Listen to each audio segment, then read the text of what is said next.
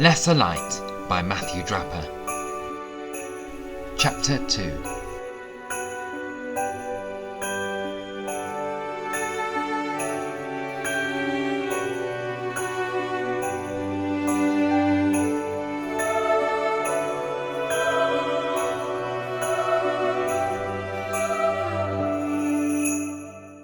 Dylan and I had met early in the process. He was waiting to interview at the same time as me, and while I was sitting in petrified silence, he was bouncing from position to position in his seat. We had both been to a Sunday service at St. Michael's after coming to the city of Sheffield, he arriving for his final year of uni. Having changed universities and courses so many times, he wasn't even sure it was his last year at all. And I for work, having transferred to a city branch for... what's the opposite of moving to the country for fresh air? Dirty streets? Some dirty streets, after having almost a complete breakdown around coming out to my family.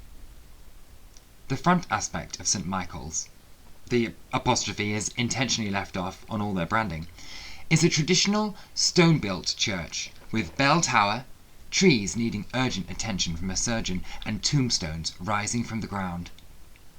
In almost direct opposition, the inside of the church has been, they call it reordered, transformed into a gorgeous open space, with a couple of original furnishings ignored in the corners and everything else new, gifted and paid for. There was deep pile carpet, stackable chairs, and a projector screen which is cranked down from the ceiling to conceal the stained glass iconic imagery of Jesus, Gabriel, and, naturally, St. Michael on the mountain. The bright glow of God the Father reaching towards Jesus' uplifted face while Gabriel and Michael look on. Replacing a stunning piece of art with the plain white of a projector screen was a bold move, but certainly worth it once the band started playing and song lyrics were projected with spiraling colours and shapes pulsating behind the plain font of simplistic verses and spine-tingling choruses. An overproduced video countdown which zoomed in on door knocker numbers around the city dropping from 50 to 0 announced the enthusiastic arrival of Morgan on the stage, altar.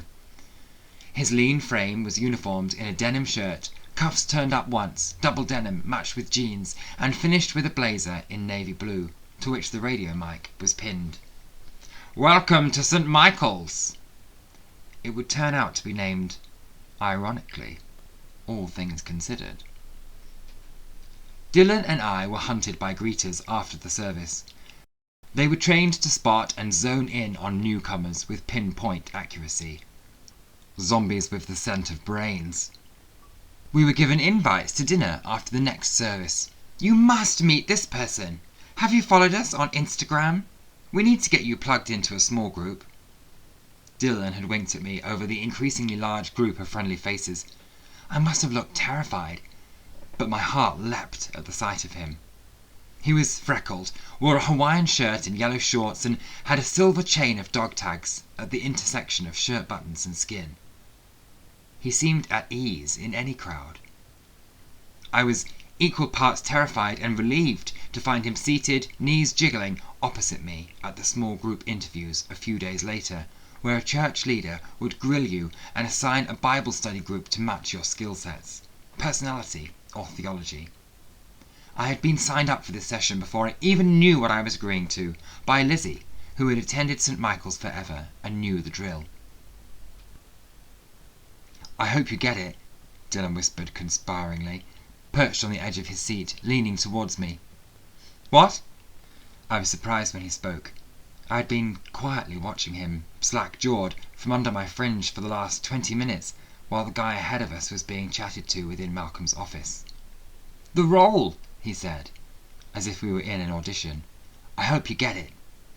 I could imagine him on stage, playing a knight or holding a skull above his head, reciting Shakespeare in an excited chatter. I had been feeling nervous about how I might be perceived by the church team, but Dylan's comment disarmed me. Being saved as a Christian wasn't a role for me at the time. It was an identity, a personality, as true to me as being gay or tall or a complete geek for researching the history of every town I visited. I feared an interview might invalidate where I was at right now with my faith and sexuality. I should not have worried. St. Michael's was a very inclusive, almost exclusive in their inclusivity. Being a gay Christian made me a star performer right away. Being a smoker did not have the same effect for Dylan, but nonetheless, we both were assigned the same small group, Skygazers, and wound up spending more and more time together. It soon became clear that Dylan would chase any girl who crossed his path, though he had also kissed a couple of guys in college, so I heard. We were not going to date, because I was far too awkward to ask him out, and he seemed oblivious to my attraction, and so we fell into an intense friendship instead. "Harry!" I swerved back into the right lane with rain pelting on the windscreen, Dylan having yelped from the passenger seat as my mind was pulled back from where I felt it belonged, at St. Michael's in the past. A truck rocked by us, raising a flood of spray across my red Nissan car.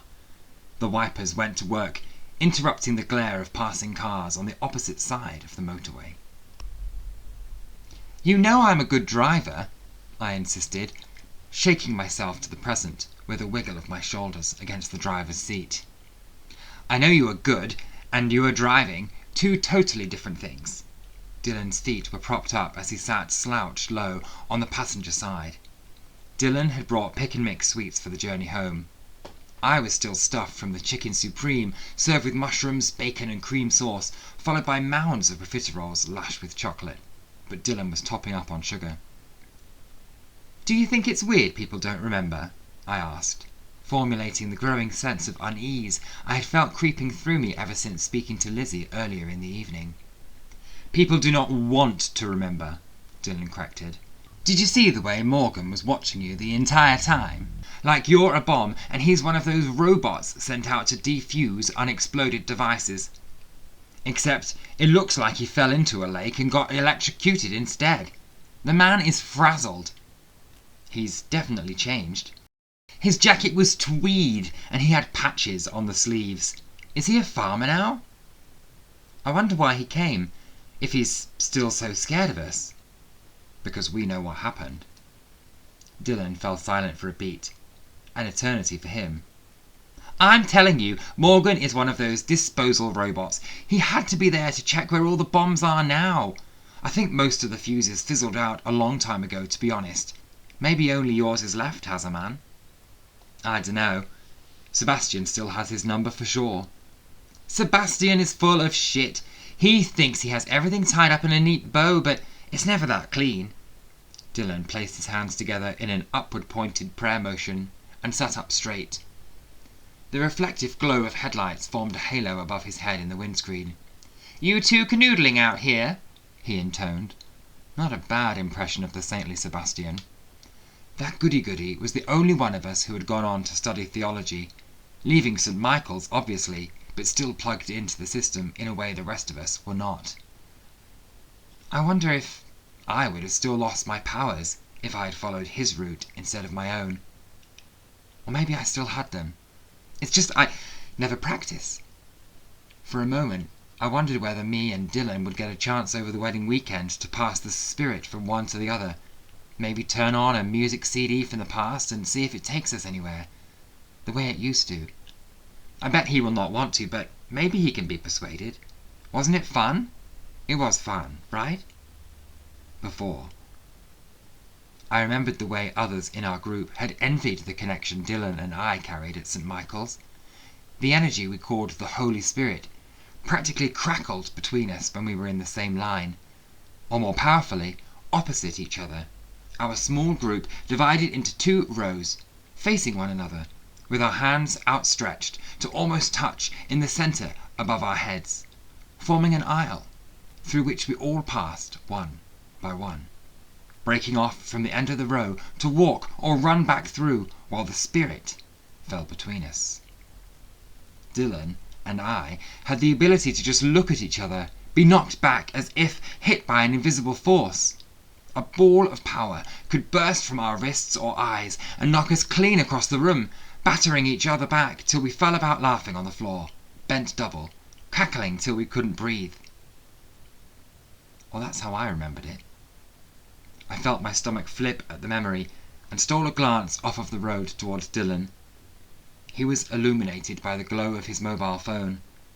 My chin suddenly tucked itself in towards my neck, jolting my whole head forward in an involuntary motion.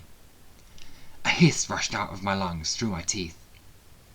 "Bless you," Dylan said, without looking up, as though I had sneezed. My boyfriend often said the same thing, "Bless you," when I saw a crucifix and my lungs crumpled, air escaping in a whoosh. I turned the indicators on and pulled off the motorway. Almost home. Almost back to my boyfriend and our puffy grey cat called Scrumples. Lesser Light is an online event. Head to lesserlight.blog to join in the comments section or share this story on Facebook, Twitter, Hive or your favourite social media platform.